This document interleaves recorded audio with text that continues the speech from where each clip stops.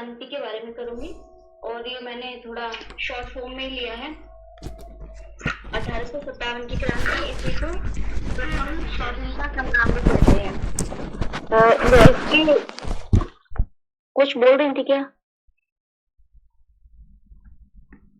चलो आगे चलो।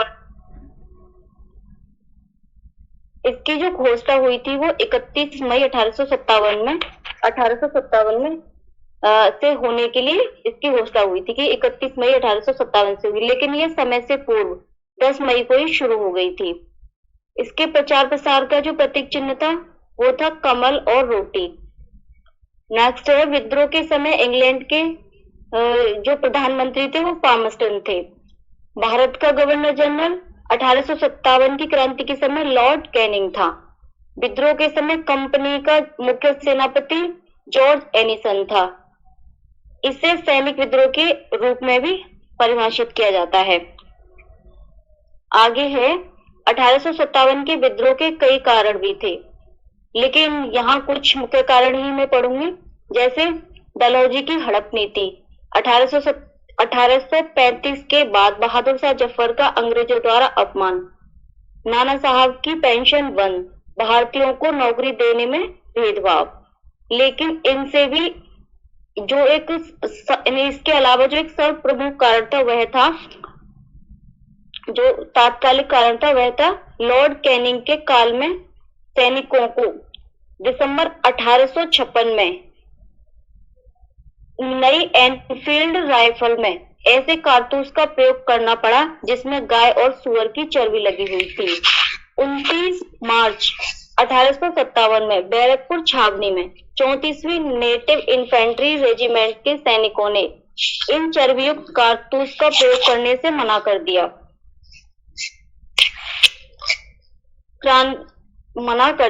क्रांति की शुरुआत होते ही मंगल पांडे ने अंग्रेज सार्जेंट ह्यूज से और लेफ्टिनेंट बाग को गोली मार दी थी। मंगल पांडे ने क्रांति की शुरुआत होते ही अंग्रेज सार्जेंट ह्यूज से और लेफ्टिनेंट बाग को गोली मार दी थी। विद्रोह के प्रमुख केंद्र के प्रमुख नेता, जो विद्रोह के प्रमुख केंद्र थे और वहां कौन कौन नेता नेतृत्व कर रहे थे उसके बारे में बताते हैं। दिल्ली में था बहादुर शाह जफर, कानपुर में था नाना साहब, लखनऊ में था बेगम हजरत महल, लखनऊ में थी बेगम हजरत महल। फिर से बोलते हैं, दिल्ली में थे बहादुर शाह जफर, कानपुर में नाना साहब, लखनऊ में बेगम हजरत महल, इलाहाबाद में लियाकत अली, झांसी में रानी लक्ष्मीबाई, जगदीशपुर बिहार में कुंवर सिंह, बरेली में खान बहादुर, फैजाबाद मौलवी अहमदुल्ला। नेक्स्ट है, 1857 के विद्रोह की असफलता के कुछ कारण भी थे, जिनमें कुछ प्रमुख हैं। विद्रोह का समय से पूर्व प्रारंभ नीति की कमी, बहादुर शाह बुजुर्ग व उसका कमजोर नेतृत्व, समाज के सभी वर्गों का सहयोग नहीं मिलना, सैनिक दुर्बलता, धन का अभाव और अंग्रेजों का कुशल होना। 1857 विद्रोह के जो परिणाम हुए थे वो भी शॉर्ट में ही बताती हूँ। 1858 के एक्ट द्वारा भारत में ईस्ट इंडिया कंपनी शासन का अंत हो गया। 1858 के एक्ट द्वारा भारत में ईस्ट इंडिया कंपनी शासन का अंत हो गया। महारानी का शासन शुरू हो गया। गवर्नर जनरल पद की समाप्ति हो गई और इनके स्थान पर वायसराय को नियुक्त किया गया। भारत राज्य सचिव बनाया गया। भारतीयों में स्वतंत्रता की भावना की जागृति भी हुई। इतना ही था बस। सर इससे रिलेटेड कुछ 2-3 क्वेश्चन पूछ लें? यस ठीक है।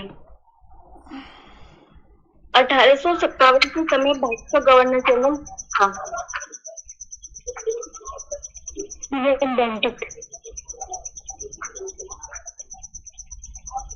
कोई और बताएगा?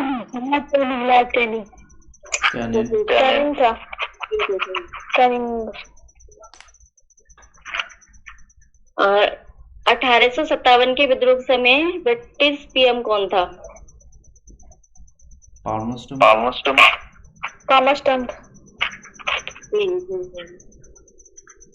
1857 के विद्रोह के में जो उसके प्रचार प्रसार के लिए की प्रतीक चिन्ह था वो क्या था? कमल और रोटी। कमल और रोटी था। कमल रोटी। मंगल पांडे किस कंपनी के सिपाही थे? क्या बोले सिस्टर? मंगल पांडे किस कंपनी बिल्कुल सही। 1857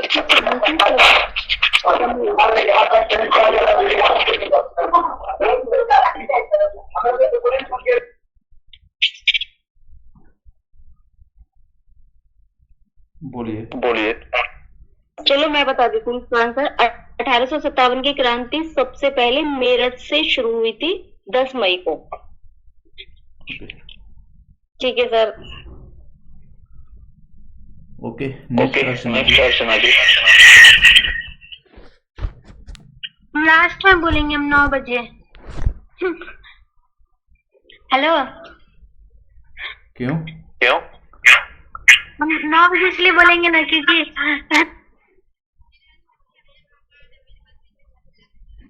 ओके।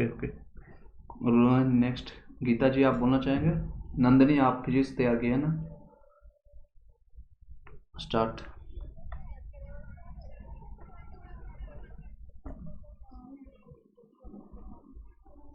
ठीक है, पूछिए जल्दी। 5 मिनट में पूछिए। ठीक है।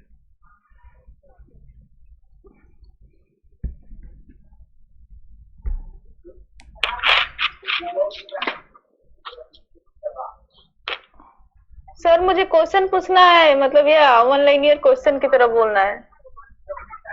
आप एक बता दीजिए। पूछना है।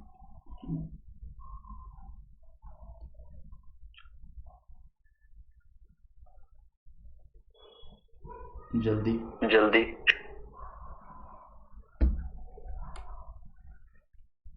ओके सर, निकाल रहे हैं।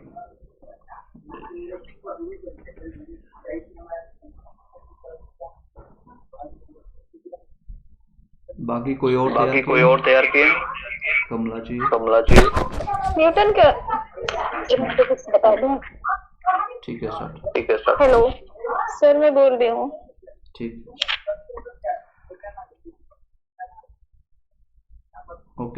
ओके। हाइजन के अनुसार प्रकाश कैसा, मतलब प्रकाश तरंग है। सॉरी सर, वो हाइजन के अनुसार प्रकाश एक तरंग है। न्यूटन के अनुसार प्रकाश कणों से मिलकर बना है, जिन्हें क्या कहा जाता है? Anyone please answer.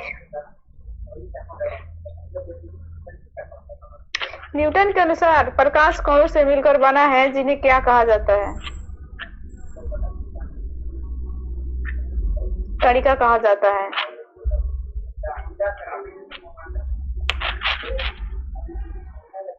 जब प्रकाश किसी सतह से टकराकर वापस उसी माध्यम में लौट जाती है तो यह घटना प्रकाश का क्या कहलाती है? परावर्तन या अपवर्तन? परावर्तन। गुड, ठीक है। प्रकाश के परावर्तन के फलस्वरूप तीव्रता और आयाम में कमी आती है, जबकि किस चीज में मतलब बदलती नहीं है? आवृत्ति। राइट। प्रकाशीय किसके मतलब सिद्धांत पर कार्य करता है? तरंग सिद्धांत पर। प्रकाशीय गेज परावर्तन के सिद्धांत पर कार्य करता है।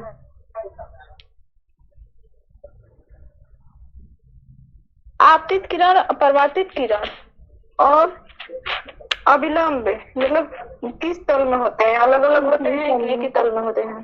तल पर होते हैं, एक ही तल पे। राइट। और कुछ सर क्वेश्चन समतल दर्पण से है, इसी में तो पूछ लेती हूँ। समतल दर्पण में कैसा प्रतिबिंब बनता है? आभासी और काल्पनिक दोनों बनता है। ठीक है। समतल दर्पण में प्रतिबिंब का आकार वस्तु के आकार का मतलब बराबर होता है कि बड़ा होता है? बराबर होता है, बराबर। ठीक है। समतल दर्पण में दर्पण से वस्तु की दूरी और प्रतिबिंब दूरी क्या होती है? समान होती है क्या मतलब असमान होती है? उतनी ही दूरी पर बनता है। समान होती है। ठीक है। समतल दर्पण में कैसा मतलब सीधा प्रतिबिंब बनता है उल्टा बनता है? उल्टा। ठीक है।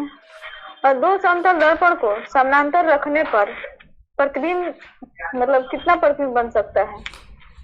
अनंत। हाँ अनंत बनता है। Good good good good sister.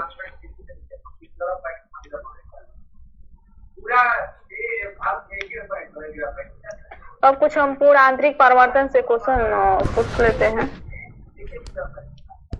जब ये पूर्ण आंतरिक परावर्तन में जब प्रकाश सघन माध्यम से विरल माध्यम में जाता है तो किसके तरफ झुक जाता है, किससे दूर जाती है?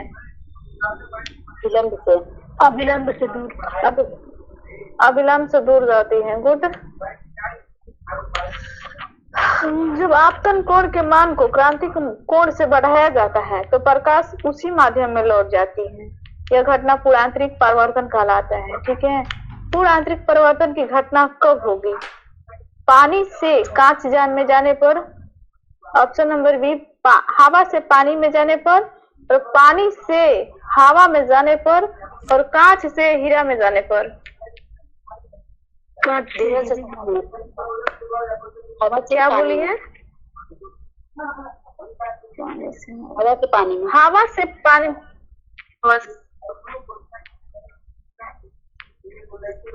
पानी से हवा में जाने पर इसमें आंसर है।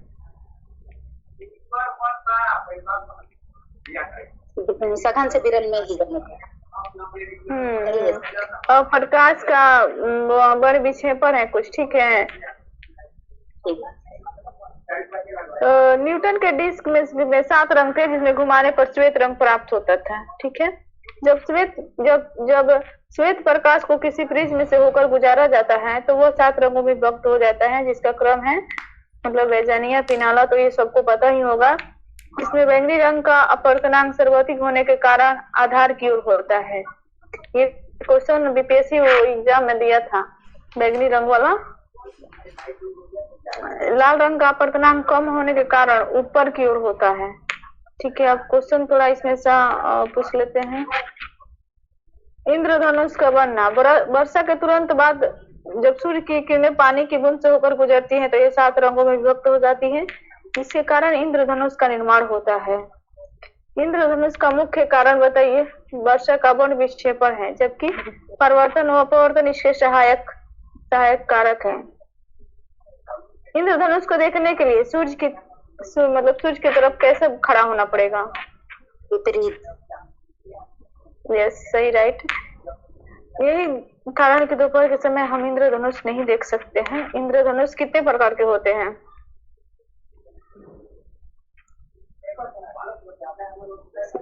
इंद्रधनुष 2 प्रकार के होते हैं।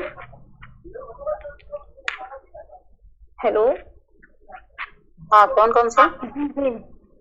इंद्रधनुष 2 प्रकार के होते हैं, प्राथमिक इंद्रधनुष और एक द्वितीय इंद्रधनुष होता है। प्राथमिक में आता है कि जब जल की बूंदों के द्वारा सूर्य के प्रकाश को 2 बार अपवर्तन तथा 1 बार पूर्ण आंतरिक परिवर्तन है तो प्राथमिक इंद्रधनुष का निर्माण होगा। आप थोड़ा सा यहाँ पर ध्यान दीजिएगा शिष्य कि प्राथमिक इंद्रधनुष में जब ये बोल रहा है कि 2 बार अपवर्तन और 1 बार पूर्ण आंतरिक परिवर्तन नहीं होगा, 1 बार पूर्ण आंतरिक परिवर्तन होगा तो प्राथमिक इंद्रधनुष का निर्माण होगा। बैंगनी अंदर की ओर तथा लाल रंग बाहर की ओर होता है। यह द्वितीय की अपेक्षा अधिक चमकीला होता है। इसे देखने के लिए नेत्र पर लगभग 42 डिग्री का कोण बनना चाहिए। ठीक। यस, नेक्स्ट क्वेश्चन दे।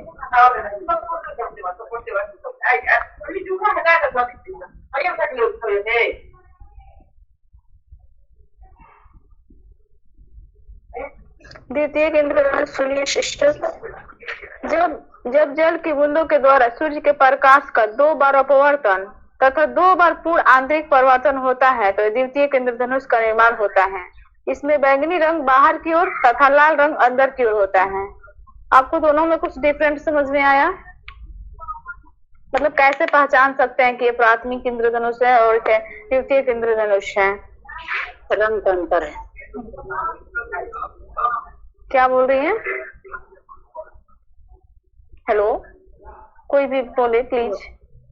का डिफरेंस है, वो अंदर बैगनी रंग अंदर होता है और दूसरे में बैगनी बाहर भी होता है।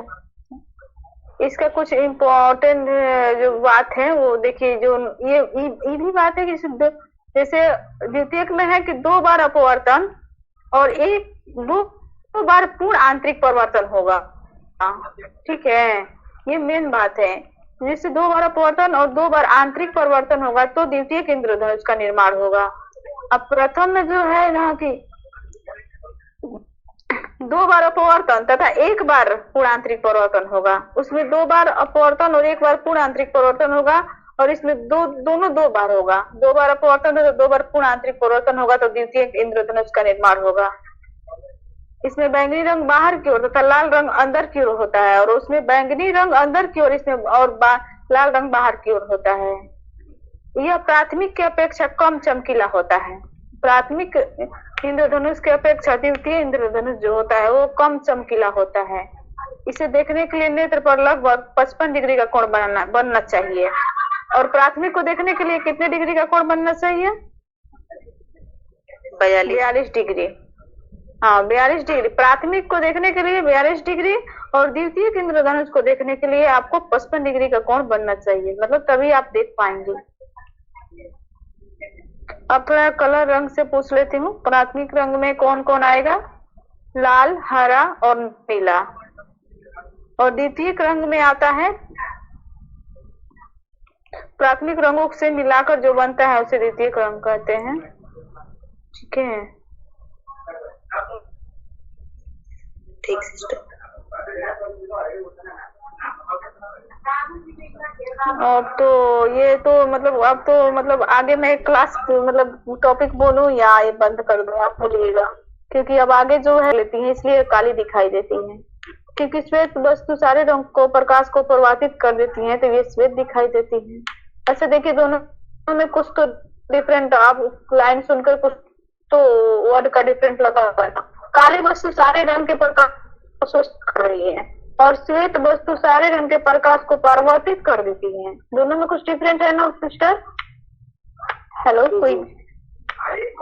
हाँ, तो इसलिए परावर्तित करेगी तो श्वेत दिखाई देगा और अवशोषित करेगी तो काली दिखाई देगा। यही सिर्फ दो इसमें अगर याद रहेगा तो क्वेश्चन पकड़ में आ जाएगी। पीली वस्तु पीले रंग के प्रकाश में तथा श्वेत रंग के प्रकाश में पीली दिखाई देती है। पीली वस्तु पीले रंग के प्रकाश में तथा श्वेत रंग के प्रकाश में पीली दिखाई देती है तथा अन्य रंगों के प्रकाश में काली दिखाई देती है। यह नियम सभी रंगों की वस्तु पर लागू होता है। पीली वस्तु पीले रंग के प्रकाश में तथा श्वेत रंग के प्रकाश में पीली दिखाई देती है तथा अन्य रंगों के प्रकाश में काली दिखाई देती है। यह नियम सभी रंगों की वस्तु पर लागू होता है। इसमें कुछ समझ में आया? जी जी। अच्छा, थोड़ा सा हम 2-4 और ज्यादा नहीं, मतलब 4-5 क्वेश्चन पूछ लेते हैं, उसके बाद जिसका वही होगा वो पूछेगा, नहीं तो सर क्लास लेंगे। आँख के बारे में कुछ क्वेश्चन पूछ लेती हूँ, ठीक है? ठीक है। और ये कॉर्निया है। नेत्र के सबसे बाहरी भाग को क्या कहते हैं? दृढ़पटल। दृढ़पटल। सबसे बाहरी भाग को कॉर्निया कहते हैं। नेत्रदान में जो किया जाता है इसका कार्य प्रकाश का अपवर्तन करना है। ये भी क्वेश्चन आया था अभी यूपीएससी 1 में, क्योंकि मैंने एग्जाम दिया है। परितारिका, आंख का रंग परितारिका के रंग पर निर्भर करता है। आंख का जो रंग है परितारिका के रंग पर निर्भर करता है। यह काला, भूरा तथा नीले रंग का होता है। परितारिका में छोटा सा छिद्र होता है जिसके द्वारा प्रकाश नेत्र में प्रवेश करता है। मान लीजिए अगर कोई क्वेश्चन आता है तो किसके द्वारा आंख में प्रकाश प्रवेश करता है, तो यहाँ आंसर परितारिका यानी पुतली होगा। लेंस हाँ, आंख में उत्तल लेंस होता है, ये तो सबको पता होगा। इसमें सबसे अधिक प्रोटीन पाया जाता है जो किसी वस्तु का वास्तविक, उल्टा तथा छोटा प्रतिबिंब बनाता है। अब आप यहाँ एक क्वेश्चन है कि जो आंख में लेंस है उसमें सबसे अधिक क्या पाया जाता है? प्रोटीन। बताइए आप। प्रोटीन पाया जाता है और ये वास्तविक उल्टा तथा छोटा प्रतिबिंब बनाता है। पचमाप पेशीय, यह लेंस को समायोजित करने का कार्य करता है। अब क्वेश्चन मान लीजिए आएगा कि समायोजित करने का कार्य आंख का कौन सा मतलब भाग करता है, तो आंसर क्या होगा?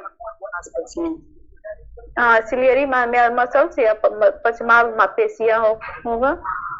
अंध बिंदु, यह रेटिना पर स्थित वह बिंदु है जिस पर किसी वस्तु का प्रतिबिंब बनने से दिखाई नहीं देता है। पीत बिंदु, यह रेटिना पर वह बिंदु है जहां प्रतिबिंब बनने से सर्वाधिक स्पष्ट दिखाई देता है। दृष्टि शिराएं, रेटिना पर बने प्रतिबिंब की मस्तिष्क में सूचना देती है। सिस्टर क्वेश्चन मतलब आ सकती है कि मस्तिष्क में सूचना देने वाली कौन सा प्रतिबिंब रेटिना पर प्रतिबिंब बनाता है, तो ये दृष्टि शिराएं होगा। आंख में कौन सा द्रव पाया जाता है, किसी को पता हो तो बताइए, नहीं तो मैं बताती हूँ। कचाप द्रव, जलीय द्रव। ओके राइट, यह प्रकाश का अपवर्तन करता है। ठीक है, कचाप द्रव आंख में प्रकाश को अपवर्तन करता है। मतलब ऑप्शन में परिवर्तन भी दे सकता है पर अपवर्तन सही जवाब है। रेटिना और दृष्टि परिषद, इसे फोटोग्राफिक फिल्म भी कहा जाता है क्योंकि इसी पर वस्तु का प्रतिबिंब उल्टा तथा छोटा प्रतिबिंब बनता है।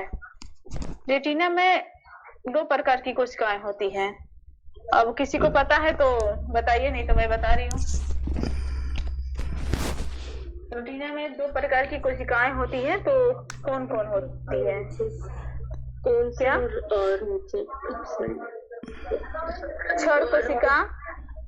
क्षण कोशिका और शंकु कोशिका। क्षण कोशिका के बारे में एक लाइन है कि यह प्रकाश की तीव्रता के लिए उत्तरदायी है और शंकु कोशिका के लिए है कि ये प्रकाश के रंग के लिए उत्तरदायी है। दोनों में देखिए अंतर है सिस्टर। क्षण कोशिका ये प्रकाश की तीव्रता के लिए उत्तरदायी है और शंकु कोशिका यह प्रकाश के रंग के लिए उत्तरदायी है। इसमें रेड, ग्रीन, ब्लू और क्षण जो है वो तीव्र का है, मतलब प्रकाश ज्यादा कम बेसी इसके लिए है और शंकु कोशिका जो है वो रंग के लिए है। मैं इसको मानव नेत्र से और भी क्वेश्चन है, पूछूं या बंद कर दूं? आप लोग बताओ। ओके, और कुछ निकट दृष्टि दोष से पूछ लेते हैं, ठीक है, क्योंकि आगे वहीं से। और निकट दृष्टि दोष में मतलब एक लाइन में बताइए कि कैसे आप उसको मतलब जैसे जान पाएंगे कि निकट दृष्टि दोष है। प्रतिबिंब रेटिना से पहले बनेगा। गुड। और मतलब दूर दृष्टि आउटर लेंस की जरूरत होगी, जिसको दूर का चीज दिखता है और नजदीक का नहीं। हाँ, ये सबसे लाइन पहला लाइन तो यही है कि निकट दृष्टि दोष में निकट की वस्तु दिखाई देंगी, दूर की नहीं, और दूर दृष्टि दोष में दूर की वस्तु दिखाई देगी, निकट की नहीं। सबसे पहला तो यही है, इससे हम लोग मतलब जान सकते हैं कि किसको निकट दृष्टि है, किसको दूर दृष्टि दोष है। और दूर दृष्टि दोष दूर करने के लिए आउटर लेंस का उपयोग करते हैं, निकट दृष्टि दोष करने के लिए उत्तर लेंस का उपयोग करते हैं। मनुष्य का लगाते हैं। हाँ सॉरी शीशर, आपने सही कहा, मैंने नीचे टॉपिक दिया था तो लाइन दिया था, पढ़ दिया है, सॉरी। निकट दृष्टि दोष के लिए आउटर लेंस होगा और दूर दृष्टि दोष के लिए उत्तर लेंस होगा। और एक जरा दृष्टि दोष होता है, इसमें निकट एवं दूर दोनों की वस्तु दिखाई नहीं देती है, जो उम्र बढ़ने के साथ साथ होती है। इसमें कौन सा लेंस यूज किया जाता है, आप लोग बताइए। दोनों तरह के हाँ, डिफॉक्सी लेंस कहते हैं उसको। मोतियाबिंद किसको होती है?